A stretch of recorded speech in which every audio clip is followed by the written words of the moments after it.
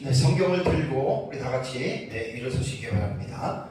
봉독해드릴 하나님의 말씀은 신약성경 에베소서 5장 18절 말씀 한 말씀만 제가 봉독해드리겠습니다. 이것은 하나님의 말씀입니다. 술 취하지 말라. 이는 방탕한 것이니 오직 성령으로 충만함을 받아라. 아멘. 네, 앉으시기 바랍니다. 오전 예배에는 5장 15절에서 17절의 말씀에 대해서 제가 말씀을 전했습니다. 15절에서 17절이 한 문장이고요. 5장 16절 말씀이 상당히 유명한 말씀이라고 했는데, 세월을 아끼라 때가 악하니라, 이것은 사실 분사절입니다. 그러니까 앞에 있는 15절에 나와 있는 이제 이 말씀의 동사에 이제 분사절로 이어지는 것이기 때문에 앞에 있는 15절과 함께 연결해서 16절은 이제 그렇게 읽어야 됩니다. 빛의 자녀로서 또 빛의 열매를 맺으면서 살아가라고 바울이 에베소 교회 성도들에게 교훈하는 그러한 가운데에 지난주에 제가 너희는 열매 없는 일에 참여하지 말고 도리어 책망하라, 이제 폭로하라라고 제가 여러분들에게 말씀을 드렸습니다. 그냥 어두움의 일에 참여하지 않는 것만으로 만족하는 것이 아니라 적극적으로는 어두움의 일 자체를 우리가 폭로해야 됩니다. 그러니까 왜 책망하라라고 우리말은 번역이 됐는데 제가 왜 폭로라고 하는 이 용어를 쓰냐면 이제 길성남 교수님 책에 그 의미를 잘 설명했습니다. 왜냐하면 11절에 이 책망하라고 하는 이 대상이 사람이 아니고 어두움의 일이기 때문에 사람이라면 책망하라라고 하는 이 동사가 이제 합당한데, 어둠의 일 자체를 책망보다는 폭로하다 혹은 드러내다라고 하는 이 해석이 훨씬 더 낫기 때문에 제가 11절에 책망을 폭로로 제가 여러분들에게 말씀을 드렸습니다. 그러고 나서 이제 오늘 오전에는 제가 너희가 어떻게 행할지를 자세히 주의하여 너희들을 한번 살펴보아라. 그리고 지혜 없는 자가 되지 말고 소피오이라고 그랬죠. 지혜 있는 자, 소피오이, 지혜 있는 자들, 그러한 자들이 되어라라고 이제 15절에 이렇게 말씀을 했습니다. 왜 그러냐면 세상이 악합니다. 공중권세를 잡은 사단이 이 세상을 지금 임금으로서 주장하고 있기 때문에 하나님의 자녀들은 이 악한 세상에서 시간을, 세월을 아끼라고 했는데 이 현 시대에 살아가고 있는 이 시간을 건지라고 그랬죠. 건지라. 시간을 건지라. 혹은 시간을 이제 아끼라. 그 다음에 지혜롭게 활용해라. 혹은 시간을 잘 살리라라고 하는 이러한 몇 가지의 좀 풍성한 단어의 의미를 제가 여러분들에게 말씀을 드렸습니다. 그리고 어리석은 자가 되면은 안 됩니다. 지혜로운 자가 되어야 되고, 지혜로운 자가 되기 위해서는 바로 하나님의 뜻이 무엇인지 잘 이해하라라고 하는 말이 이제 15절에서 17절 말씀입니다. 이제 이번 시간에는 이제 18절부터 말씀을 보는데, 원래 18절부터 21절까지가 한 문장인데 이번 시간에는 성령 충만에 관한 이 내용이 너무 중요하기 때문에 제가 한번 하면 10시간도 사실 할 수 있어요. 18절 한 절을 가지고 다음 주도 좀 더 하고, 그래서 너무나 중요한 부분이기 때문에 이제 오늘은 18절 그 한 말씀만 가지고 오늘 이 시간에 은혜를 한번 나눠보도록 하겠습니다. 자, 그러면은 18절과 21절은 제가 한 문장으로 구성되어 있다 그랬잖아요. 요 18절이 주절입니다. 주어가 들어간 주절이고, 19절, 20절, 21절은 성령에 의해 충만하게 되어져라라고 하는 이 말씀에 충만하게 되어라라고 하는 말이죠. 이게 보면 이제 충만함을 받으라라고 했는데, 이건 좀 이따 다시 설명하고요. 요 18절의 명령형 동사를 수식하는 분사절로 5개로 이루어져 있어요.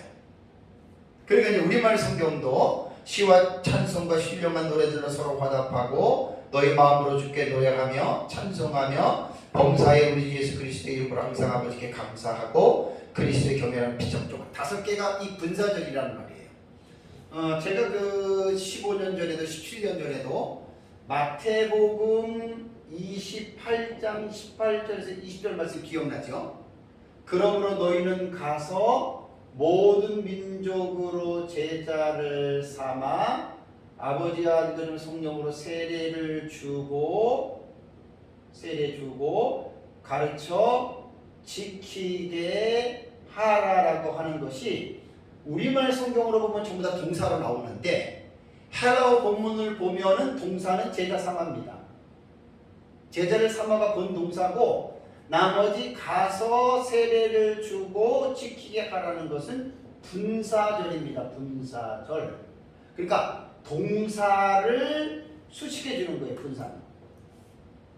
마찬가지로 18절에 술 취하지 말라 있는 방탕하고 신혼이 성령 충만함을 받으라라고 하는 이 동사에 19절, 20절, 21절은 분사절이에요. 이 동사를 수식해주는 이제 그러한 분사절 5개로 이루어졌다라고 하는 것입니다. 요거는 이제 다음 시간에 제가 이제 요 부분의 말씀에 대해서는 제가 이제 말씀드리는 것으로 하고 이번 시간에는 이제 18절 1절 요 말씀만 가지고 한번 살펴보겠습니다. 다시 18절 보시면 술 취하지 말라. 왜요? 이는 방탕한 것이니 그 다음에 오직 성령으로 충만함을 받으라라고 이렇게 말씀이 되어져 있죠. 마사 성경에는 카이가 이게 들어갑니다. 우리말 지금 18절에는 접속어를 안 집어넣었어요. 접속사를 안 썼는데 헬라 원문을 보면 카이라고 하는 말이 나옵니다. 카이 그리고 접속사예요. 마사 성경에는 그리고 술 취하지 마라. 이것은 방탕이니 오히려 성령으로 충만해져라. 이거 좀 잘 보셔야 돼요. 충만해져라. 우리말은 충만을 어떻게 해요? 받으라라고 이렇게 되어져 있어요. 이제 마사 성경에는 이제 충만해져라라고 이렇게 말을 했습니다. 자, 그 이유를 설명해 드릴게요. 좀 이따. 바른 성경에는 또 너희는 술에 취하지 마라. 그것은 방탕한 것이니 너희는 도리어 너희는 성령으로 충만하게 되어라. 충만하게 되어라. 이게 이제 바른 성경이고요. 이것이 마사 성경이고 이것이 우리가 보는 개정역에서 이제 이렇게 설명을 하고 있습니다. 이제 18절에도 아까 그 15절하고 그 다음에 17절에 여러분들에게 말씀을 드린 대로 그 부정과 긍정의 대조가 3군데가 나온다 그랬죠. 그렇죠? 3군데가. 마지막 3번째가 18절에 나옵니다. 술 취하지 말고 부정이죠. 성령에 충만하게 되라. 이게 긍정입니다. 자, 그렇다면 먼저 우리가 살펴볼 것이 뭐냐면 술 취하지 마라라고 하는 말입니다. 자, 술 취하지 마라. 카임의 메디스케네스세라고 하는 이 단어거든요. 그 다음에 오이노 엔 호 에스틴 소마티. 이게 이제 아소마티, 아소티아라고 하는 이 단어가 술 취하지 말라 이는 방탕한 것이니라고 하는 말입니다. 문장 처음에 접속사 카이가 나옵니다. 카이 그리고라고 하는 말이죠. 그러니까 18절에도 우리말 성경에 그리고라고 집어넣어야 됩니다.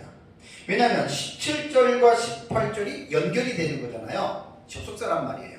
그래서 마사 성경에는 그리고를 넣었다 그랬잖아요. 그래서 그리고라고 하면서 읽는데 카이가 사전에 보면은 뭐로 나오냐면 접속사인데 대등 접속사입니다. 대등이라고 하는 말은 앞에 있는 문장과 같이 읽으라는 거예요. 그 급이 같다는 거예요. 뭐 대등 접속사, 역접 접속사, 그 다음에 우위 접속사 이렇게 접속사들도 아주 세밀하게 나눠집니다. 그러니까 18절에 카이라고 하는 이 그리고는 대등접속사예요. 그러니까 17절에서 말한 어리석은 자가 되지 말고 오직 주의 우리 뜻이 구하는 이러한 개념으로 같이 18절도 지금 대등하게 연결시켜서 읽으라고 하는 말입니다.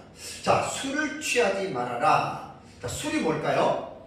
우리말 사전을 보면 알코올 성분이 있어서 마시면 취하는 음료를 총칭하는 것이 술입니다. 의사 출신인 설교자 마틴 로이드 존스는 술은 자제력, 이해력, 분별력, 판단력 등 사람답게 행동하는 모든 좋은 요소들을 마비시킨다 그랬습니다. 반면에 본능적인 이런 것들을 마비시키고 반면에 본능적인 저급한 요소들을 부추긴다라고 이렇게 설명을 했습니다. 참 합당한 말입니다. 우리말 속담에는 술 먹은 개라고 있는 속담이 있어요. 그죠? 사람을 보고 술 취한 사람은 술 먹은 개 같다 그러잖아요. 그러니까 술에 취해 멋대로 행동하는 사람을 비웃는 말입니다. 술 먹은 개라고 하는 말. 그래서 오늘 본절에서 취하지 말라라고 말했습니다. 취하지 말라 그러면 말라라고 하는 부정어가 들어가면 뭐가 딱 생각이 나야 돼요? 매가 들어가요. 부정어 나시 하지 말아라. 그래서 메디스케네세라고 하는 이 단어거든요. 그러니까 취하다라고 앞에 부정어 매가 들어가 있으니까 취하지 말아랍니다.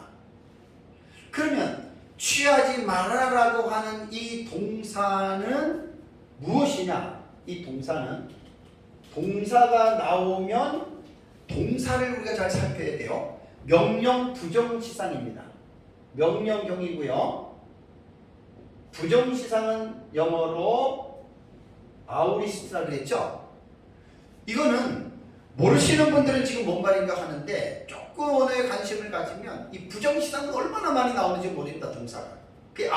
영어로 됐을 때 오전에 말씀드린 대로 바이블 허브는 무료로 누구든지 다운받아서 볼 수 있는 아주 중요한 소프트웨어 프로그램이거든요. 무료예요. 영어 좀 하는 사람들은 이거 보면 거의 동사가 들어가면 아우리스트로 나온 게 있어요. 아우리스트. 이게 부정시상을 말합니다. 우리말로 말하는 부정시상이에요. 그래서 아우리스트는 부정시상은 어떻게 해석을 하냐면 이거는 단호함으로 혹은 단회적으로 이렇게 해석하라 그랬죠. 이거 되게 중요합니다.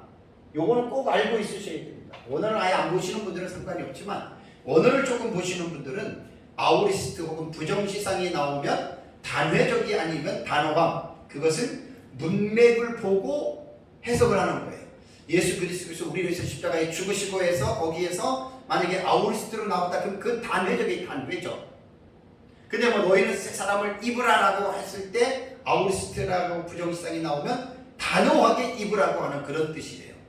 그 문맥을 보면 어느 정도 이제 감이 잡힙니다. 그래서 이 취하지 말라라고 하는 말은 이제 부정시상이라 그랬어요. 부정시상이고 술 취하지 마라.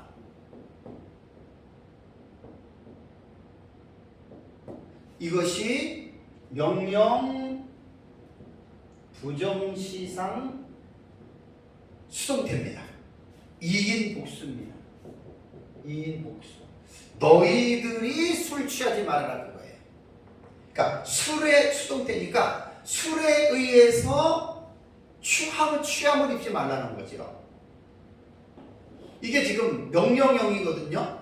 명령형이고 아우리스티만 이게 시상은 현재로 나왔는데 제가 매 플러스 명령형 현재는 지금 하고 있는 것을 금지하라 그랬어요. 지금 에베소 4장부터 제가 이거 지금 다 6번, 7번 정도 얘기를 하는 거예요.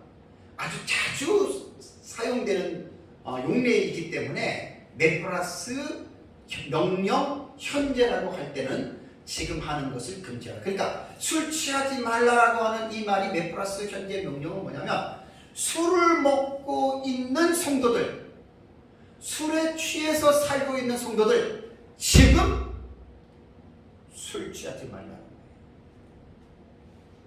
만약에 술 먹고 교회를 다니는 사람이 있다면 이 말씀은 그런 사람들에게 당장 지금 술 취하지 마십시오. 이게 몇 플러스 명령 형이라는 말이에요. 왜 그렇다면 술을 금지하고 있느냐? 술이 뭐가 그렇게 좋은가? 대부분 사람들 술 먹으면 너무 기분이 좋아가지고 노래하고 막 그러잖아요. 과연 기분이 좋아서 노래할 만큼 술이 좋은 걸까요? 지난주 제가 11조에 어둠의 길 폭로하라 그랬잖아요. 술 문제가 들어갑니다. 그러니까 술 먹는 사람을 책망하지 말고 폭로하지 말고 술 자체를 우리는 폭로하고 술이 무엇인가에 대해서 우리는 드러내야 돼요. 이제 뒤에 이제 구약 성경하고 나타나는 거 술을 폭로하는 내용에 대해서 제가 말씀을 드릴게요. 잘 읽어보세요. 잘 들어보시면 됩니다. 그래서 술에 취하면 오늘 18절에는 뭐라 그랬습니까? 이는 방탕한 것이니 그랬습니다. 방탕이라고 하는 말이 뭐냐면 아소티아라고 하는 단어거든요. 이 아소티아도 아소티아요. 아소티아라고 하는 이 단어도 A가 뭐냐면 이게 부정적도예요. 부정적도. 아니라고 하는 그런 거거든요. 방탕 여기 보면은 이제 그 다음에 그 소티아가 뭐냐면 원래 이 단어는 소조라고 하는 단어입니다. 소조라고 하는 단어는 되게 유명한 단어예요. 헬라에서 이게 구원하다라고 하는 뜻입니다. 그러니까 술 취하면 방탕하게 된다라고 하는 말이 아소티아가 부정어를 빼면은 구원하다에서 유래됐는데 부정어를 집어넣어서 아소티아로 읽으면 구원할 수 없다라는 뜻입니다. 직역하면 술 취하지 말라. 왜? 술 취하면 너 구원할 수 없어. 이게 무슨 뭐 영원히 구원받는 그런 뜻이 아니에요. 술 취한 상태에서 구원할 수 없다. 그게 뭐냐면 우리말은 이제 이거를 조금 더 이해하기 쉽게 방탕함으로 이걸 이제 집어넣는. 왜? 술 취하면 방탕해지거든요. 그러니까 이 아소티아라고 하는 방탕한 헬라어는 원래적인 직역으로 하면은 구원할 수 없다라고 하는 의미로 사용을 했고, 조금 더 쉽게 설명한다면 아소티아는 무절제하다 혹은 방탕하다 혹은 낭비하고 거칠고 무질서한 생활을 산다. 그러니까 술에 취하면 절제를 못한다는 거예요. 술에 취하면 거칠고 무질서한 삶을 살아간다는 뜻입니다. 방탕이라고 하는 말. 근데 정상적인 질서를 따르지 못한다는 겁니다. 술 취하면. 공중도덕, 윤리, 어떤 규범 이런 것들을 지킬 수가 없어요. 술 취하면. 그래서 누구나 술에 취하면 이러한 방탕한 삶을 살아갈 수밖에 없지요. 여기에 구원받은 성도도 예외는 아닙니다.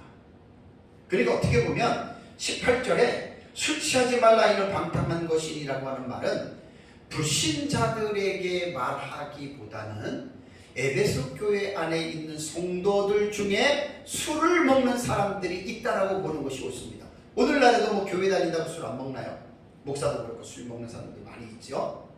그러니까 구원받은 성도들이 예외가 아닙니다. 아무리 믿음이 좋고 뭐 직분이 성직자라 하더라도 일단은 그 사람이 술에 취하게 되면 이성을 마비시킵니다.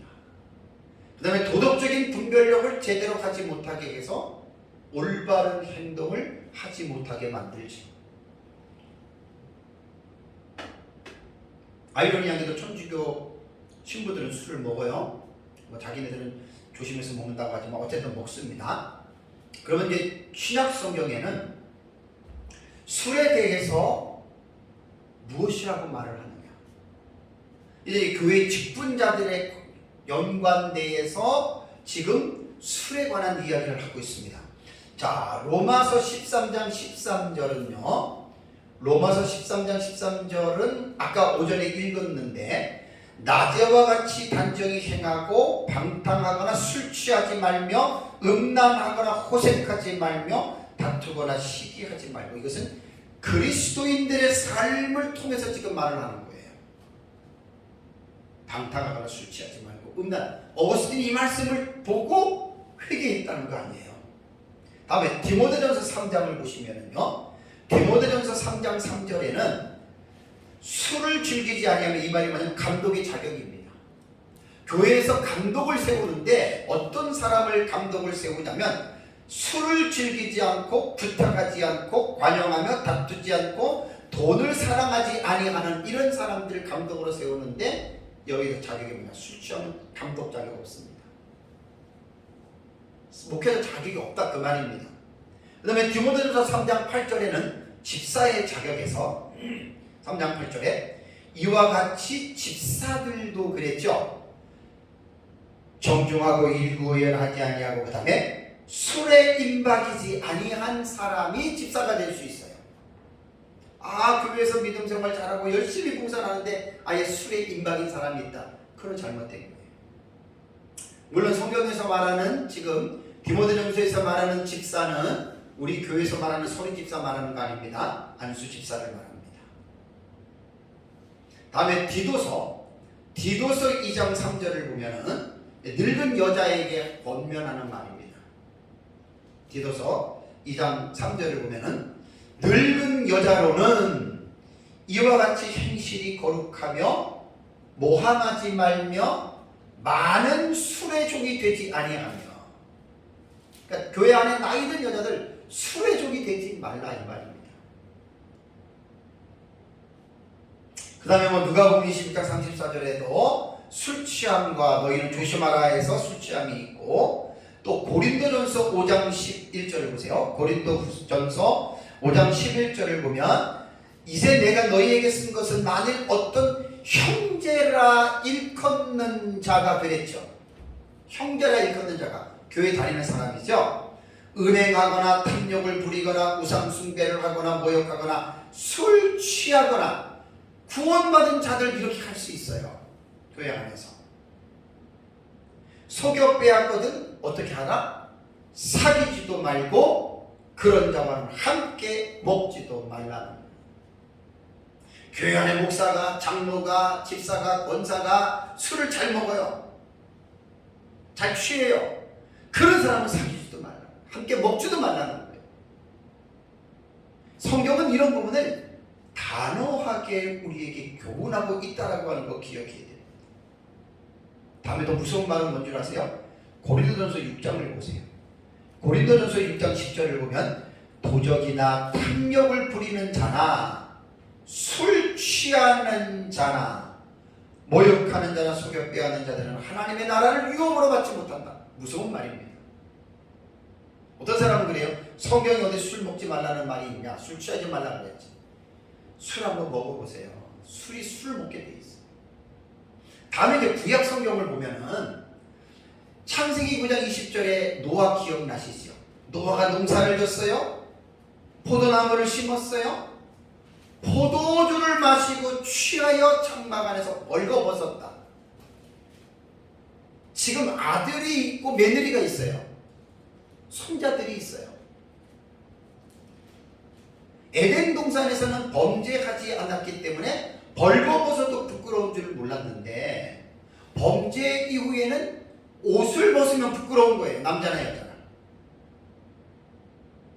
노아가 포도주를 마시고 취하니까 도덕적인 분별력이 없어지잖아요. 이성적인 사고가 크게지잖아요. 그 다음에 창세기 19장 32절과 33절에도 우리가 잘 아는 롯의 두 딸들 아시죠? 어떻게 해요? 아버지에게 술을 마시고 아버지가 술 취하고 나서 두 딸이 번갈아 아버지와 성적인 관계를 맺었습니다. 근데 롯은 그거를 모르고 술 취하니까 그냥 그 일을 했다는 거예요. 그래서 모압과 암몬 족속이 생기잖아요. 다 무슨 일 때문이죠? 뭐 때문이죠? 술 때문에 일어나는 비극들입니다. 자, 잠언 23장을 보세요. 잠언 참 재밌습니다. 지금 술에 대해서 여러분 우리가 보는데, 잠언 23장 잠언 23장 29절부터 한번 보세요. 이제 29절부터 35절까지 볼 거예요. 얼마나 잘 묘사했는지 모릅니다. 자, 잠언 23장 29절을 보면, 자, 재앙이 누구에게 있느냐, 근심이 누구에게 있느냐, 분쟁이 누구에게 있느냐, 원망이 누구에게 있느냐, 까닭없는 상처가 누구에게 있느냐, 붉은 눈이 누구에게 있습니까? 술에 잠긴 자에게 있고 혼합한 술을 구하러 다니는 자에게 재앙과 근심과 분쟁과 원망과 까닭없는 상처와 붉은 눈이 술 때문에 그러면 생기는 거예요. 다음에 31절 보세요. 술을 어떻게 얘기했습니까? 포도주는 붉고 잔에서 번쩍이며 순하게 내려가나니 너는 그것을 어떻게 하라고요? 보지도 말라. 여기 지금 18절에 술이라고 하는 이 단어는 포도주를 말합니다. 포도주. 그와 같은 것들을 말합니다. 그 다음에 32절에 어떻게 돼요? 술이 넘어가면 그것이 마침내 뱀같이 물 것이요 독사같이 쏠 것이며, 33절에는 또 내 눈에는 괴이한 것이 보일 것이고, 그 다음에 내 마음은 구부러진 말을 할 것이고, 34절에 너는 바다 가운데 누운 자 같을 것이고 돛대 위에 누운 자 같을 것이다. 35절을 볼까요? 네가 스스로 말하기를 사람이 나를 때려도 나는 아프지 아니하고 나를 상하게 하여도 내게 감각이 없도다. 내가 언제나 깨끗 다시 술을 찾겠다 하리라. 이게 지금 술에 대해서 말하는 거예요. 술은 좋은 게 하나도 없습니다. 저는 40년 전에 예수님을 만났는데 20대 중반 들어가면서 제가 그때 술을 딱 예수님 믿기 전에, 그전에는 제가 술을 마셨어요. 예수님 믿으면서 다 끝났지.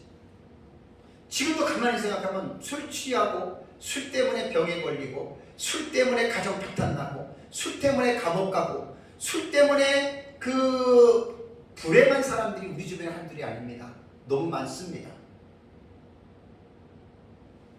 그런 모습을 보면 나는 예수님을 믿고 술을 안 먹는 게 지금도 볼 때마다 감사한 거예요. 내가 예수님을 안 믿었으면 술을 먹다가 벌써 죽었겠지요. 그러니까 우리가 술에 대해서 폭로를 해야 돼. 폭로. 술이 무엇이냐. 지금 성경에 제가 지금 말씀드린 대로 구약 성경에 지금 잠언 23장 같은 경우는 이게 지금 술 자체를 폭로해 주는 거예요.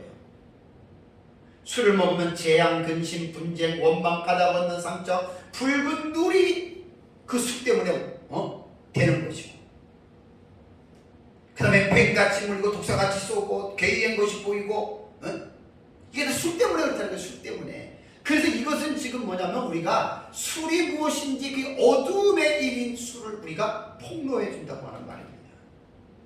그래서 술 취하면 안 됩니다. 방탕합니다. 다음에 이제 두 번째는 성령으로 충만하게 되라. 성령으로. 이게 사실은 이제 중요한 내용입니다. 너무 중요한 내용이기 때문에 성령 충만에 대해서는 오랜 시간을 사실 공부할 필요가 있습니다. 자, 술 취하지 말라 이런 방탕함이니, 그 다음에 뭐라 그래요? 긍정적으로 오직 성령으로 충만함을 받으라 라고 말했습니다. 요건 제가 조금 써볼게요. 이게 알라, 그 다음에 플레루스세, 그 다음에 엔, 그 다음에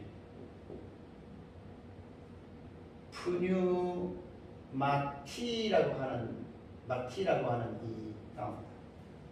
오직 충만하게 되어라 성령으로. 이 단어가 지금 되게 중요한 거예요.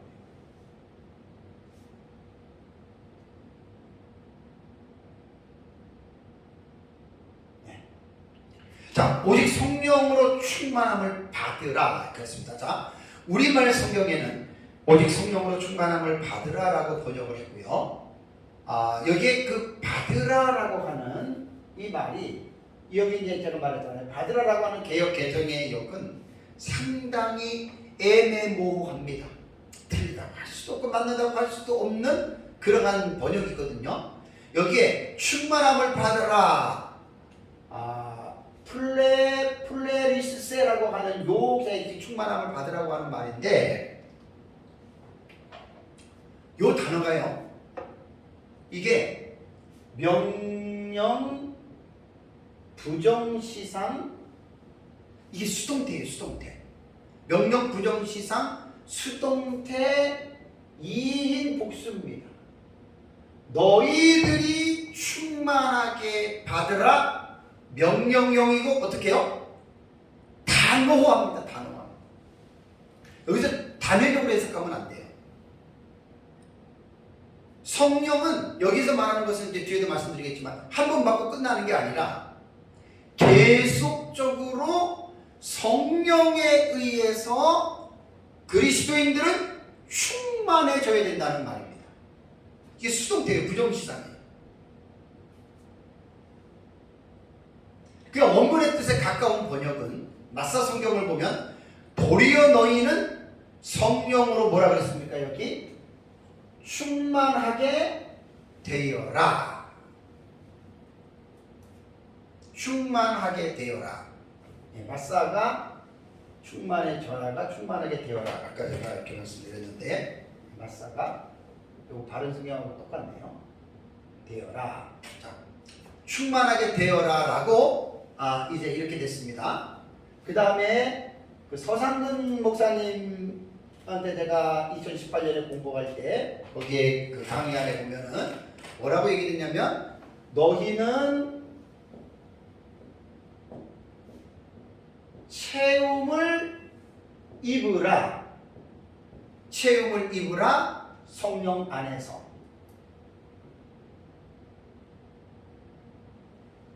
이게 원문을 그대로 직역한 거예요.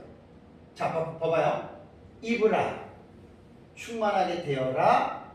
수동태이기 때문에 이렇게 봐야 되는 거예요. 받으라는 말은 뭐예요?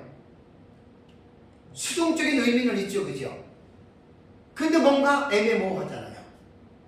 그러니까 충만하게 되어라. 충만함을 입으라. 체험을 입으라. 이런 식으로 번역하는 게 좋습니다. 엔프뉴마티라고 하는 엔프뉴마티라고 하는 이 단어는 우리말에는 성령으로라고 이렇게 번역했습니다. 맞습니다. 이거는 성령으로. 이거는 성령 안에서 혹은 의하여 인이나 바이로 번역하면 됩니다. 바이. 인이나 바이.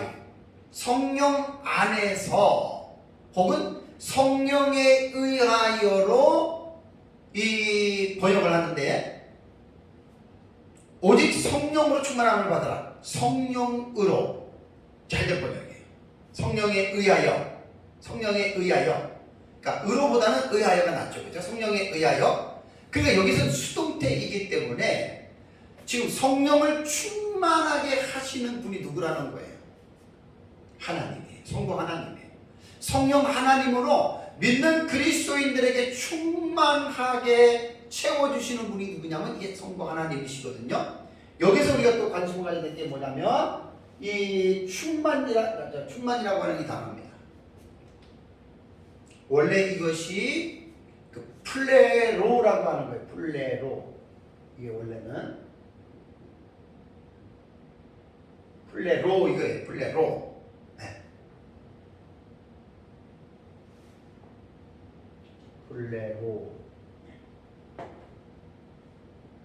플레로라고 하는 이거 단어인데요. 플레로라고 하는 단어인데 고전 헬라어의 이 문헌을 사전에서 보면은 플레레스에서 유래가 됐어요. 이 단어는 우리말 충만이라고 하는 단어는 자, 문자적인 의미는 뭐냐?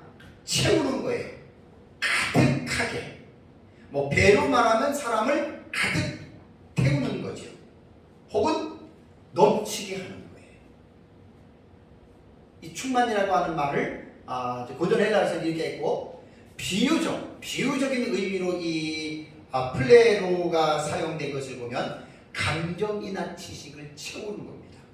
혹은 인간의 욕구를 충족시켜 줍니다. 혹은 인간의 욕구를 진정시켜 지키다라고 이렇게 사용을 했고, 또한 어떤 지시나 약속에 있어서는 완성하다, 완전하게 하다, 이행하다라고 하는 뜻으로 고전 헬라어에서는 이것이 사용이 됐거든요. 그럼 우리말 성경에 지금 성령의 충만함을 받으라 그랬잖아요. 충만함. 이 충만함이라고 하는 이 말은 뭐냐면, 그리스도인들은 성령 하나님에 의해서 지성과 감정과 의지가 전인적이에요. 성령으로 온전히 지배와 다스림을 받으라는 겁니다. 여러분, 우리가 가만히 있다가 갑자기 뛰쳐나가가지고 막 소리를 질러요. 왜 그래요? 그 사람 마음속에 뭔가 답답한 생각이 있었고, 답답함이 뭔가 마음을 불쾌하게 하니까 밖에 나가서 소리를 지르는 거예요. 그것은 인간의 감정이죠. 가룟 유다가 예수님을 은30에 팔았지요. 왜 팔았어요?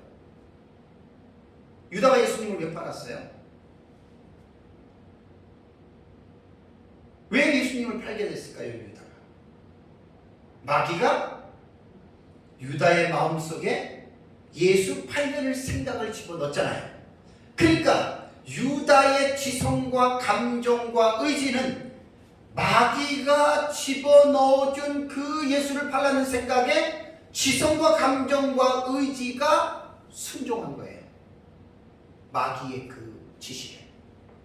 그래서 유다는 제사장들에게 가가지고 예수를 팔은 거예요. 은30에.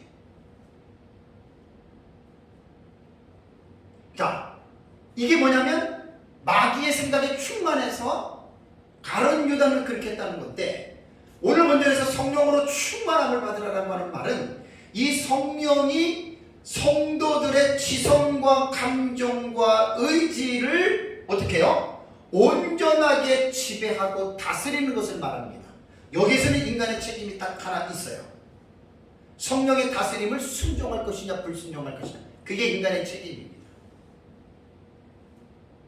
예를 들어서 내가 어디를 가는데 어떤 불쌍한 사람이 있어요. 근데 원래 내 생각은 인색해. 나는 인색하기 때문에 내가 돈 허투루 안 써요. 내가 쓸 돈도 많아. 근데 내 안에 계시는 성령님이 기용아, 너 지금 쓰려고 하는 거 10만 원 저 사람에게 줘. 이게 성령이 우리에게 지시하고 인도하는 거예요. 그러면 내가 그걸 딱 듣는 순간에 아, 싫어요 주님. 그럼 불순종이에요. 왜? 아, 나 그것도 딴 데 써야 돼요. 근데 그 성령의 인도와 지시 속에 예 알았습니다 하고 딱 줬다. 그 성령이 충만한 거거든요. 자, 요렇게 쉽게 말하면 요런 거예요.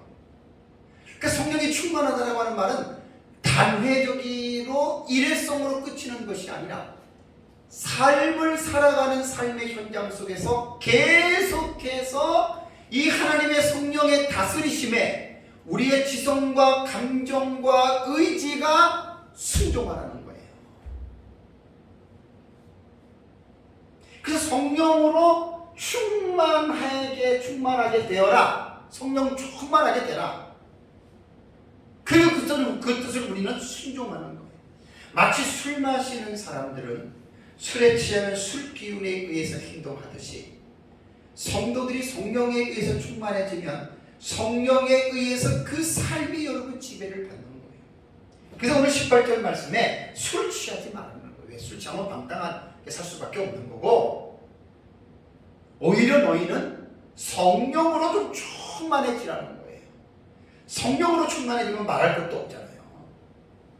정말 존 스토트의 말을 인용하면 지나친 음주는 술 취한 사람을 억제되지 않는 비이성적인 상태로 몰고 감으로써 짐승을 만들지만, 성령의 충만은 절제되고 이성적인 도덕적 품행으로 끌어감으로써 그리스도인들을 그리스도의 형상으로 변화시킨다.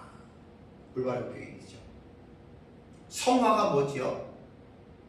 그리스도의 형상으로 닮아가는 거잖아요.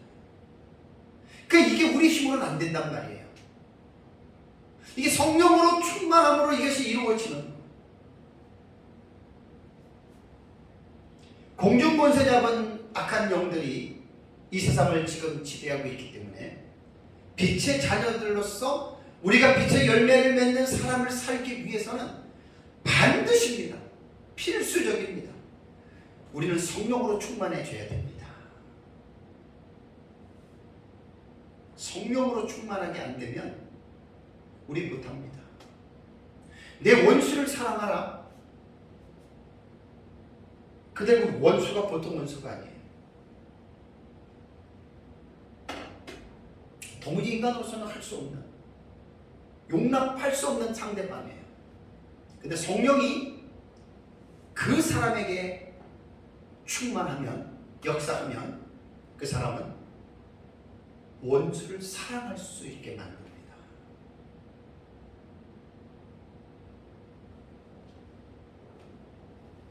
그래서 성령 충만해져야 되는 거예요. 신앙생활이 하나부터 열까지 모든 것이 우리 자신이 잘나고 어떤 우리 자신들의 어떤 노력과 우리 자신들의 능력으로 신앙생활을 잘하는 게 아니에요. 그래서 우리는 파라클레토스가 보혜사라고 하는 말이거든요. 보혜사.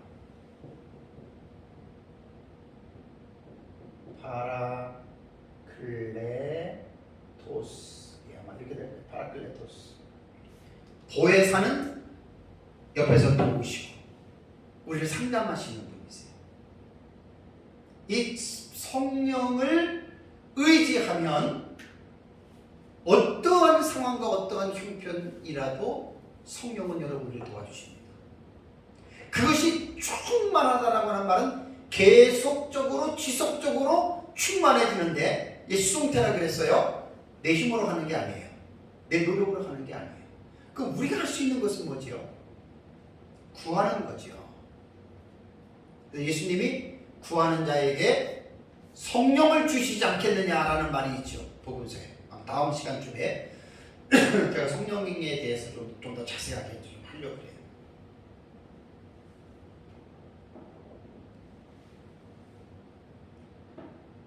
우리말에 받으라라고 하는 말은 조금 애매모호하다 그랬어요. 마치 내가 뭐 어떻게 해서 내 능력으로 뭐 참 받을 이런 생각이 들잖아요. 아니에요. 성령으로 충만해져라. 성령으로 충만함을 입으라, 그런 뜻이에요. 이게 수동태의 개념이에요. 근데 이제 에베소서를 이렇게 연구하다 보니까 에베소서에서 교훈하고 있는 이 충만함은 그리스도의 개개인 혼자만 충만하라고 하는 말이 아니에요. 그리스도의 몸인 교회 공동체 전체가 이 성령으로 충만해지라라고 하는 것을 지금 교훈하고 있다는 것입니다. 이건 정말 우리의 로망이고 우리의 꿈입니다. 목사나 성도나 할 것 없이 그 교회의 모든 그리스도의 몸이 머리로부터 내려오는 그리스도의 지시에 성령이 인도하실 때 모두가 그 성령의 인도하심 속에 충만하다고 한번 생각해 보십시오. 에베소서는 그걸 말하는 거예요. 그런 교회가 되라는 거예요. 근데 이거는 참 힘들죠, 그죠? 지상에서는 완전한 교회는 있을 수는 없죠. 유형교회에서는. 그러나 무형교회는 승리적인 교회, 천상에 속한 교회라고 하잖아요. 에베소서는 지금 그런 것을 말을 하고 있습니다. 그래서 온 교회가 하나님의 성령으로 충만하게 되면, 에베소서 3장 10절 말씀 기억나시죠? 이는 이제 교회로 말미암아 하늘에 있는 통치자들과 권세들이 하나님의 각종 지혜를 알게 하신다. 교회의 역할과 사명이 하나님의 각종 다양한 지혜를 공중에 있는, 하늘에 있는 통치자들과 권세들, 영적인 존재들, 천사와 악한 영들, 그리고 또 우리 주변의 세상 사람들에게 우리가 하나님의 각종 지혜를 알리는 것이 이게 교회의 사명과 역할이라고 하는 말이에요. 그래서 이것도 성령으로 충만하게 되어야 우리가 이 일을 할 수 있다라고 하는 사실을 여러분 잘 우리는 기억을 해야 됩니다. 사도 바울은 에베소 교회 성도들에게 하늘에 속한 새 사람을 이분 성도들은 술에 취하지 말라는 거예요. 왜? 그건 격이 안 맞아요. 술에 취하지 말고 오직 성령으로 충만하게 되어라. 수송태입니다. 성령으로 충만하게 되어지는 것은 조금 전에 말씀드린 대로 인간의 자의적인 능력이나 노력으로 되는 게 아닙니다.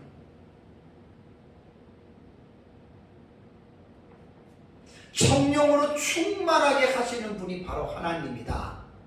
내 노력이나 내 강구나 거기서 오는 게 아니에요. 하나님이 주셔야 됩니다. 그리고 성령 충만은 한 번으로 끝나는 게 아닙니다. 단회적이 아닙니다. 살아가면서 계속하여 지속적으로 이것이 주어져야 된다라고 하는 것 여러분 꼭 기억을 하시기 바랍니다. 사도행전 2장에 보면 오순절 날에 성령이 강림하시죠. 그래서 120문도가 성령의 충만함을 받죠. 지난번에 제가 이제 이 부분에 대해서 여러분들에게 설교할 때 오순절에서는 오순절날의 성령의 강림을 단회적인 사건으로 보지 아니하고 연속적인 사건으로 봐서 계속 성령 세례를 받으라고 얘기를 하죠. 근데 우리 개혁 신학의 성령론은 그렇게 안 합니다. 오순절날에 임한 사도행전 2장의 성령의 세례는 단회적으로 끝난 겁니다. 그 시대로 끝난 겁니다. 우리는 그렇게 봅니다. 그러면 이제 우리는 그렇다면 우리는 성령 세례나 우리는 성령 충만을 얘기를 안 하냐? 하지요. 단회적으로 신약 시대의 교회가 공식적으로 탄생이 된 그러한 징표로서 오순절날에 성령이 임했다면 우리는 그 성령이 계속해서 세상 끝날까지 활동하시는 거예요. 그래서 우리는 그 성령에 의해서 에베소서 1장에 보면은 성령의 인치심을 우리는 받았죠. 그죠? 성령의 인치심을 받은 사람은 그게 성령 세례예요. 제가 1장 설교할 때 그때 그 얘기를 했어요. 그래서 오순절의 성령의 강림은 우리는 단회적으로 보는 거예요. 그리고 믿는 순간에 우리는 성령으로 세례를 받은 것으로 봐요. 그것으로 끝난 게 아니에요. 그 성령이 어떻게 해요? 계속해서 우리 안에 넘쳐야 돼요. 이게 플레로라는 말이에요. 이게 충만이 이게 넘치는 거예요. 성령으로. 그러니까 성령이 넘치면 답답하고 괴롭고 짜증이 날 때에도 성령이 충만하면 어떻게 되는 줄 아세요? 그 감정이 기쁨으로 변합니다. 슬퍼하고 낙심했던 사람이 성령이 우리 안에 역사하면 희락, 기쁨의 영이 되는 거예요. 기쁨은. 다음 주에 제가 이거 설교를 하려고 해요. 성령의 9가지 열매를 가지고 성령의 충만함을 받은 사람들에게 나타나는 열매들. 아주 적합한 설교입니다. 그래서 이 성령 충만함을 받으려고 단순하게 그냥 설명하고 끝나면 너무 아쉬운 거예요. 왜? 이게 너무 중요한 거거든요. 사실 하늘에 속한 새 사람이 땅에 속한 옛 사람의 일을 버리고 우리는 빛의 자녀로서 빛의 열매를 맺으려면 우리의 힘으로는 안 된단 말이에요. 이 성령 충만해져야 돼요. 성령으로 충만해지면 빛의 열매를 맺을 수가 있어요. 그 4장 17절 이후에 나오는 이렇게 하지 말고 이렇게 하라, 이렇게 하지 말고 이렇게 하라, 이 모든 것들이 성령을 충만하게 되어진 사람에게는 이 모든 시나리오가 가능합니다. 몇 주 지나고 나서 제가 5장 22절부터는 가정에 대한 교훈이 나오거든요. 아내가 남편에게, 남편이 아내에게, 부모가 자식에게, 자식이 부모에게. 이것도 여러분 해답이 뭔 줄 아세요? 어떻게 하면 행복한 가정이 꾸려지는 줄 아세요? 우리 가정 행복하게 돼야 되겠다 기대만 한다고 가정이 행복해지는 게 아니에요. 성령으로 충만하게 되어지면 부모 간의 관계가 행복해지고 부모와 자식과 자식과 부모 간의 관계가 피차 모두가 성령으로 충만해지면 아름답고 행복한 가정이 되는 거예요. 그래서 이 지금 5장 18절에 오직 성령으로 충만하게 되어라라고 하는 말은 어떻게 보면 우리가 이 세상에서 살아가는 그리스도인의 삶에 있어서 이게 바로 핵심입니다. 핵심. 이게 바로 핵심적인 진리예요. 그래서 에베소서 안에서 지금 이 5장 18절의 이 말씀은 너무너무 지금 중요한 말이에요. 이것이 새 사람을 입은 사람들이 이 세상을 살아가는데 삶의 원동력이 어디냐? 이 18절이에요. 성령으로 충만하게 되라는 거예요. 다음 주에 한번 설교를 기대해 보십시오. 성령으로 충만하게 되니까 9가지 열매들이 맺어져요. 기가 막혀. 오늘날 저와 여러분도 마찬가지입니다. 우리가 성령으로 충만하게 되지 않으면 내가 처해 있는 이 현재의 상황 속에 우리는 치매를 받을 수밖에 없어요. 자, 예를 들어서 내가 몸이 아파요. 병이 걸렸어요. 근데 내가 성령으로 충만하지 않으면 어떻게 돼요? 괴로워요. 힘들어요. 죽고 싶어요. 우리가 사는 현재에서 내가 돈이 없어요. 성령으로 충만해지지 않으면 돈이 없는 내 자신이 초라하게 여겨지고 돈이 없는 내 자신에게 짜증이 나요. 그래서 성령으로 충만해지면 상황이 반전돼요. 베드로와 요한이 성전 미문에 올라갈 때 안전뱅이가 구걸했죠. 베드로와 요한이 뭐라고 했나요? 은과 금은 내게 없거니와 내게 있는 것을 내게 주노니 나사렛 예수의 이름으로 일어나 걸으라 그랬잖아요. 사도들은 돈이 없었던 사람들이에요. 근데 그들에게는 예수의 이름과 성령이 있었어요. 그 성령이 충만하니까 자기들이 가난하다고 낙심하고 실망하지 않고 오히려 영적인 부요함을 나누어 줄 수 있는 사람들이 되지 않았습니까? 성령으로 충만하게 되어줘야 됩니다. 이거 내가 원해서 받는 거 아니에요. 수동태이기 때문에 하나님이 우리에게 주셔야 돼요. 그러니까 우리 하나님에게 나가야 돼요. 성령으로 충만하게 가는. 그래서 이제 마지막으로 성령으로 말미암아 맺어지는 역사들에 대해서 제가 2가지 차원에서 말씀드리겠습니다. 이게 대단히 중요합니다.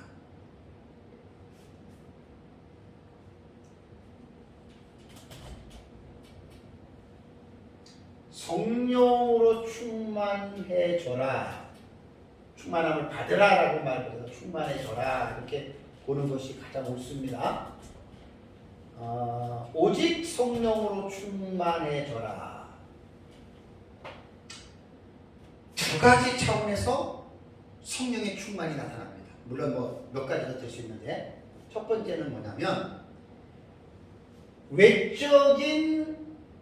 외적 현상입니다. 성령 충만이.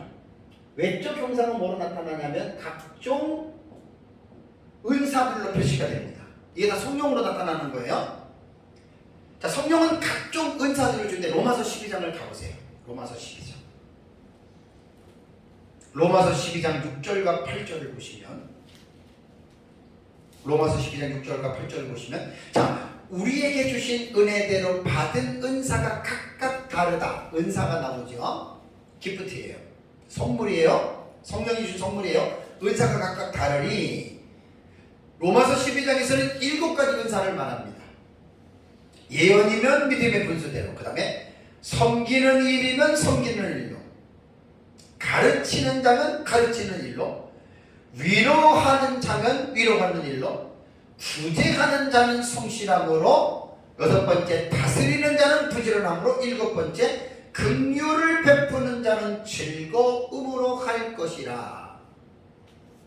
로마서에는 7가지 은사에 대해서 지금 설명을 하고 있어요. 이게 뭐냐면 성령이 주시는 거란 말이에요. 이게 인간에게서 나오는 게 아니에요. 그래서 이게 성령의 열매라고 그러고 성령의 은사라고 말하는 거예요. 인간 내게 있는 게 아니에요. 이게 내 착각하면 안 돼요. 다음 주에 제가 갈라디아서 5장에 보면 성령의 9가지 열매를 말할 거거든요. 어떤 사람들은 그거 보면 난 자기한테 있는 걸로 착각해. 아닙니다. 우리에게는 본질적인 그게 없습니다. 성령이 주셔야 됩니다. 성령으로 충만하게 되어질 때 사랑과 희락과 화평과 오래 참음과 온유와 절제와 충성과 이런 거 있잖아요. 이 열매가 맺어진다는 거예요. 로마서 12장에는 은사를 7가지를 이야기하는데 이게 다 누가 주느냐? 성령이 주는 것입니다. 다음에 고린도전서 12장을 보세요. 고린도전서 12장 8절에서 10절은 지난번에도 말씀드렸지만 여기에는 9가지 은사에 대해서 설명을 하고 있습니다. 9가지의 은사입니다. 자, 보면은 10장 8절에 어떤 사람에게는 무엇으로 말미암아? 성령으로 말미암아 지혜의 말씀이 주어지고, 어떤 사람에게는 뭘 따라? 성령을 따라. 두 번째, 지식의 말씀. 다음에 9절에 다른 사람에게는 같은 성령으로 무엇을? 믿음을. 네 번째, 어떤 사람에게는 한 성령으로 병 고치는 은사를. 10절에 어떤 사람에게는 여기에 생략됐지만 성령으로 능력을 행함은, 또 여섯 번째, 어떤 사람에게는 성령으로 예언함을, 어떤 사람에게는 성령으로 영들 분별함을, 다른 사람에게는 성령으로 각종 방언함을 말함을, 마지막 9번째는 어떤 사람에게는 방언을 통역함을 주신다. 고린도전서 12장에서는 9가지 차원의 은사가 주어지는데 하나의 공통점이 뭐냐? 은사는 여러 가지지만 은사를 주시는 성령은 한 분입니다. 그렇다면 은사가 고린도전서와 그 다음에 로마서에 나오는 이것만이 은사일까요? 아닙니다. 모든 좋은 것들이 다 하나님의 은사로 봐야 됩니다. 그렇다면 은사가 왜 필요할까? 이거 잘 생각해야 됩니다. 어떤 사람은 병 고치는 은사를 받아가지고 막 병자들을 고쳐줘. 그래가지고 막 돈 받아, 헌금을 받아. 그 부자 된 사람도 많이 있어요. 그것 때문에 교회 많이 붕괴된 경우도 있고, 그런 기도 사역을 해가지고 엄청나게 돈 번 사람도 꽤 있어요. 없는 말 하는 거 아닙니다. 목사가 성도들 병 고쳐주고 안수해주고 그래가지고 헌금 받는 거 다 그런 거죠. 조건 하나에 그게 내 걸잖아요. 유명한 목사 같은 경우는 병 걸려가지고 기도 받는 것도 금방 못 받아요. 몇 달씩 기다려야 되고, 그것도 제가 직접 그 제일 큰 교회 비서한테 들은 얘기예요. 비서가 딱 헌금이 봉투가 딱딱 금액에 따라서 10만원, 100만원, 500만원, 1000만원 딱 해서 많은 사람이 위로 올라간대요. 아니 사실이에요. 직접 들었어요. 오래전에 그 일을 했던 사람한테. 비일비재합니다. 제가 비난하려고 하는 게 아니라 사실입니다. 이 말이.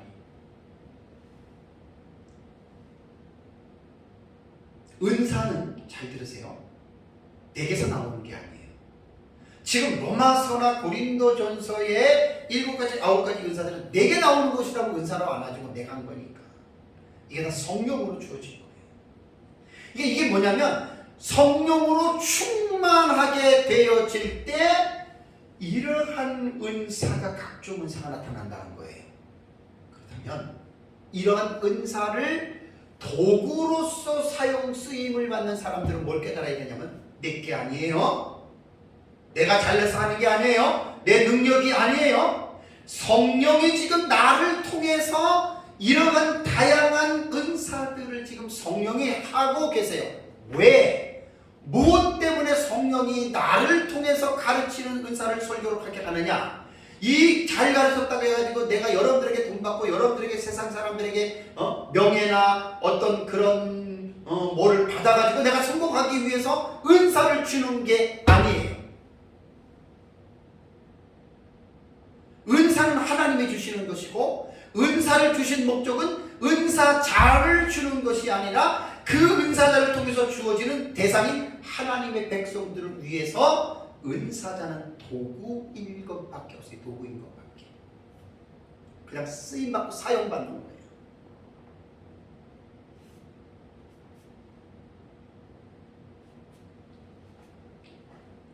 은사가 많이 나타나는 사람들, 은사가 좀 강력하게 나타나는 사람들은 거의 다입니다. 거의 다. 어떤 착각에 빠지냐면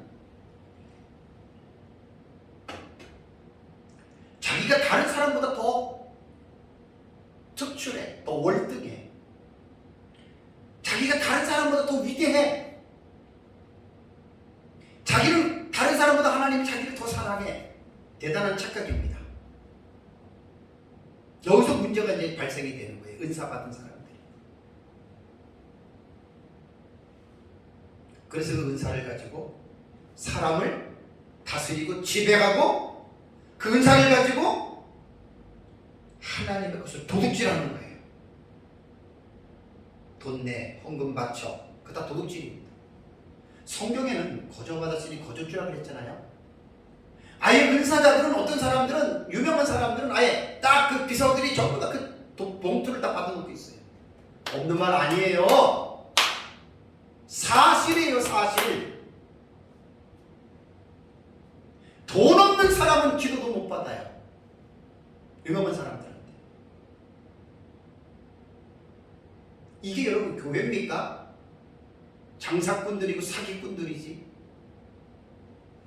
제가 제안해라 한 20년 전쯤에 은사 쪽에 우리가 조금 하나님이 경험시켜줄 때 어떤 사람이 이름은 제가 기억이 안 나도 뭐 100만 볼트 은사를 받았다 그래가지고 한번 안수 받는데 10만 원을 내야 돼요. 우리 그때 18단계 있을 때. 그러면 뭐 예언해 준대. 그때는 사실 우리도 막 힘들고 막 그럴 때 뭐 지금보다는 낫지만 그 막 계속 힘들었잖아요. 그래가지고 제안해라. 야, 우리도 한번 기도 받고 싶다. 근데 10만 원을 갖고 와야 돼. 20년 전에 10만 원이면 적은 돈 아니에요. 지금보다 훨씬 더 값어치가 한 4, 50만 원 정도 되는 정도예요. 근데 우리와 같이 좀 공부하러 다녔던 그 사모님은 그 예언 기도를 한번 받으려고 10만 원을 빌렸대요. 빚을 내서 10만 원을 주고 받았어. 근데 참 웃긴 게 뭔 줄 아세요? 어떤 기도를 했느냐? 기도하니까, 사모님을 기도하니까 땅에서 분수가 확 터지더래. 그러니까 뭐냐? 사모님 걱정하지 마라. 지금 힘들어도 언젠가는 터진다. 10만 원 내고 받은 내용이 그거예요. 사기꾼들, 도둑놈들이지. 도둑놈, 도둑년이에요, 여자들은. 제가 왜 리얼하게 말하는 줄 아세요? 이 원리를 깨우치지 못하면 바보 같은 순진한 양들은 희생양이 되는 거예요. 희생양. 빚내가지고 집 팔아가지고 땅 팔아가지고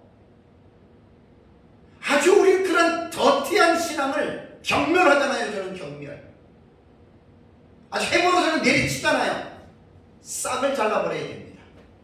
그 신앙 아닙니다, 여러분. 장사꾼들이고 사꾼들이고 좀 더 심각하게 말하면 사기꾼들입니다. 다 돈과 연결되어 있잖아요. 돈과. 베드로와 요한이 안진뱅이한테 돈 받고 기도해 줬습니까? 예수의 이름으로 거절했죠. 정신들 차려야 됩니다. 저는 공공연하게 이야기를 합니다. 은사사역하는 사람들 중에 지옥 갈 사람 많다고. 나는 분명하게 그렇게 믿습니다. 절대로 은사는 개인의 역량이 아니에요. 개인의 영역이 아니에요. 개인의 능력이 아니에요. 성경을 연구하면 은사를 주시는 하나님이 그냥 값없이 주고 그 사람으로서 준 것이 아니라 하나님의 백성들을 위로하고 하나님의 백성들에게 은혜를 베푸기 위해서 그 사람을 수단과 도구로 쓸 뿐이라는 말이에요. 예를 들어서 한번 말씀을 드릴게요. 지금은 이제 천국 가셨는데 천국 가셨는지 지옥 갔는지 몰라도 우리 천국 간 것으로 봐야죠. 1970년 80년대에 한국에서 신유의 은사로서 아주 유명했던 권사님 한 분 있었어요. 그분이 현신의 권사님입니다. 어느 날 이분이 아주 한국에 유명해요. 그냥 치유 집회 가면은 막 병자들이 막 일어나고 엄청나게 고침을 받았어. 이분이 이제 어느 날 꿈속에선가 뭐 아니면 죽어서인가 뭐 둘 중에 잘 모르지만 주님을 만났는데 주님이 그러더래요. 내가 너를 도무지 알지 못한다. 왜 주님 모릅니까? 내가 얼마나 많은 사람을 병을 고쳤는지 아십니까? 주님이 너 모른다. 그리고 깬 거예요. 그리고 이 권사님이 회개를 하고 철저하게 회개를 하고 자기 재산을 정리하니까 30년 40년 전이에요. 재산이 30억이 나오더랍니다. 30억. 10배가 넘지요. 그죠? 지금으로 말하면 1980년대에 여러분 30억이면 얼마인 줄 아세요? 지금으로 말하면 10배 300억 나는 그거보다 더 간다고 봅니다. 그럼 이분이 어디서 그 돈을 생겼겠습니까? 어디에서? 수많은 사람들을 고쳐주니까 달라고 안 해도 그냥 나부터도 송금하지, 나부터도. 어쨌든 그 당시에 30억이면 엄청난 돈인데 그 당시에 억만 해도 억소리가 날 때거든요. 30억이에요. 그리고 이 현신의 권사님이 회개하고 전 재산을 팔아서 30억을 어디다가 기부를 했냐면 그 당시에 북한 선교원에다가 했는데 고 김창인 목사님 밑에 있었던 제가 알기로는 조주성 목사님이고 그분이 이제 북한 선교회를 했거든요. 그때가 1980년 중반인가 그래요. 그때 제가 지금도 기억이 나요. KBS 뉴스에까지 나왔어요. 현신의 권사님이 전재산 30억을 북한 선교하는데 거기 조준상 목사님이가 거기다가 내는 게 뉴스에까지 나왔어요. 뉴스에까지. 그리고 현신의 권사님은 두렵고 떨림으로 자기도 이제 나이 들어서 병 걸리니까 이제 휠체어 타고 다니면서 치유 기도해주고 그리고 돌아가신 것으로 알고 있거든요. 여러분, 교회가 성도들에게 성령으로 충만해져라, 충만을 강조하는 것은 좋습니다. 그것의 하나의 일환으로서 외적인 현상으로서 각종 은사들이 나타나는 것, 이거 맞습니다. 이거 가르쳐야 됩니다. 그런데 문제가 뭔지 아세요? 성령 충만을 오직 외적인 은사들만을 성령의 충만으로 말한다면 그건 틀렸다는 거예요. 두 번째가 뭐냐면 성령의 충만함은 내적 현상입니다. 이거는 그리스도인의 인격적인 변화로 나타납니다. 인격적인 변화입니다. 자, 성령은 인격적인 하나님이세요. 그러니까 구원받은 사람의 마음속에 영혼 속에 그 성령이 들어와 계세요. 성령은 인격적인 하나님이시기 때문에 지성과 감성과 의지를 통해서 그 사람을 지시하시고 인도하세요. 그래서 그 구원받은 사람이 성령으로 충만해지고 성령의 인도와 지시를 받아서 순종하면 그 사람이 이제 변화가 되는 거예요. 변화가 된다라고 하는 말은 뭐냐면 예수님을 닮아가는 성화의 삶으로 계속 성장하고 성숙해 간다라고 하는 말입니다. 그러니까 성령으로 충만하게, 오늘 본문에 성령으로 충만함을 받으라, 성령으로 충만해져라. 성령으로 충만해지면 당연히 그 사람에게는 외적인 성령의 현상보다는 현상도 있지만 내적인 인격의 변화가 일어나기 시작합니다.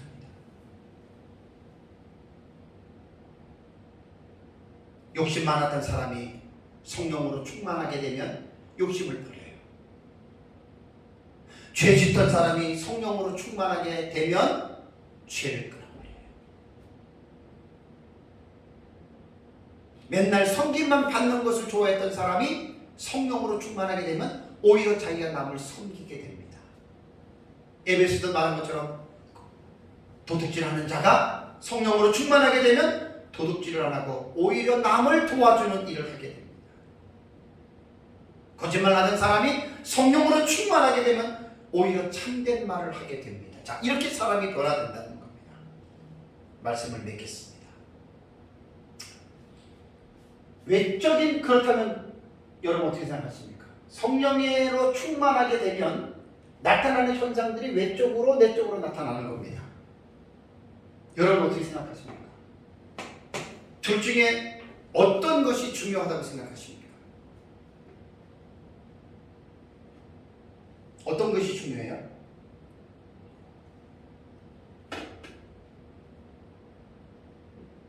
제가 내리는 결론은 어떤 것이, 이거는 이것과 똑같아요. 3살 먹은 애한테 아빠가 좋아, 엄마가 좋아, 그렇게 대답하면 돼요. 요즘에 아주 어린 애들, 지혜로운 애들 많아요. 아빠가 좋아, 엄마가 좋아 그러면 뭐라 그래요? 둘 다 좋아. 아, 이게 좋은 거예요. 어떤 애들은 정확하게 아빠, 엄마 딱 호불호가 갈리는데 아주 지혜로운 애들은 엄마, 아빠, 엄마 다 좋대. 여러분, 성령으로 충만하게 되는 두 가지 현상 중에 무엇이 중요하다는 우리가 딱 그렇게 말하면 안 돼요. 다 중요해요. 다 중요해요. 저도 이제 40년 예수를 믿고 33년 목회를 했는데 신학과 교단의 차이에 보면 이 외적인 현상들을 성령의 역사를 많이 강조하는 것이 오순절 교단입니다. 오순절 교단은 꼭 순복음만 말하는 게 아니에요. 오순절의 이 신학은 장로교회도 있을 수 있고 감리교회도 있을 수도 있고, 그러나 대개 이제 순복음교회가 오순절 교단의 이쪽에 있죠. 그러니까 이런 사람들은 성령의 충만을 되게 많이 강조하고 성령의 세례를 되게 많이 강조하는데, 대부분 이런 사람들은 뭐냐면 외적인 현상들을 되게 많이 강조해요. 은사들, 병고침, 치유, 기적. 이거 필요 없다고 그러면 안 되는 거예요. 자, 내적인 현상을 강조하는 교단이 있어요. 대부분 이것은 뭐냐면은 종교개혁의 청교도들, 그 다음에 장로교, 요런 사람들이 내적인 성화, 인격적인 것을 되게 많이 강조합니다. 물론 저도 이 아래 것 내적인 현상을 저도 사실 많이 강조해요. 근데 여러분, 결론을 내주면 어느 하나만 옳고 어느 하나는 틀렸다, 그 사람 잘못된 사람입니다. 그 사람 잘못된 사람입니다. 외적인 은사가 필요하죠. 제가 지금 가르치는 것도 뭐죠? 이게 은사예요. 성령으로 충만하게 되고, 그러니까 내가 은사를, 가르치는 은사를 하는 거예요. 여러분, 봉사하는 것 아무나 하는 줄 아세요? 그래서 성령으로 충만하게 되어져야 봉사하는 거예요. 로마서하고 고린도전서에 나타나는 걸 보세요. 그 은사들이 뭘 말하냐면 바로 그런 성령으로 충만하게 되면 이제 긍휼도 베풀고 구제도 하는 거예요. 지혜의 말씀, 뭐 믿음, 뭐 영들 분별하는 거, 뭐 병 고치는 것들, 능력 행하는 거, 이거요 다 성령으로 충만하게 나타나는 거예요. 이거 정말 필요합니다. 좀 장로교 쪽에서는 이쪽을 일방적으로 무시하지 말고 이쪽에 대해서 좀 관심을 갖고, 오순절 계통에서는 그 외적인 것만 강조하지 말고 내적인 부분도 좀 관심을 가져서 두 개가 서로 균형을 잡아야 돼요. 오순절은 맨날 자기만 온다, 장로교는 맨날 자기만 온다. 아닙니다. 두 개가 다 옳습니다. 두 개가 같이 가는 것이 옳다라고 하는 말입니다. 오늘 말씀을 잘 생각하시고, 죄악이 관영하고 사단이 이 세상의 임금이 된 이 세상에서는 우리 인간의 힘과 노력으로는 절대로 우리가 그 악한 영을 싸워 이길 수 없습니다. 우리는 백전백패할 수밖에 없습니다. 그런데 우리 안에 거하시는 예수 그리스도를 믿을 때 우리 안에 성령으로 인치시고 우리 안에 들어오신 성령님은 우리 세상 끝날 때까지 우리를 떠나지 않습니다. 이 세상에서 우리랑 함께 하십니다. 한번 성령의 인치심을 받았다고 끝나는 것이 아니라 그 성령이 계속해서 우리에게 플레로라 그러죠. 계속해서 차고 넘쳐야 돼요. 아침에 넘치고 점심에는 쉬었다가 저녁에 넘치고, 그게 아니고 아침, 점심, 저녁, 심지어는 잠을 자는 꿈꿀 때까지 성령으로 충만하게 되면 절대로 그 사람은 악몽 안 꿉니다. 성령으로 충만하게 되면 꿈도 정말 깊은 꿈 꿉니다. 저는 어떨 때가 가장 행복하냐면 막 꿈속에서 내가 막 설교하고 강의하는 게 너무 행복해요. 너무 행복해요. 그때